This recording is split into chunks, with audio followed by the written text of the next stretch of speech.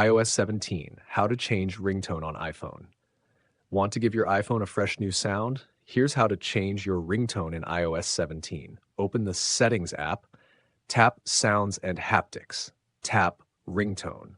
Browse the list and tap any tone to preview it. Tap the one you like, it will be automatically set as your ringtone.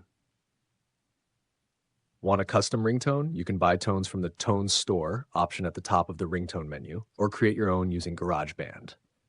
Done. Your new ringtone is now set and ready to ring.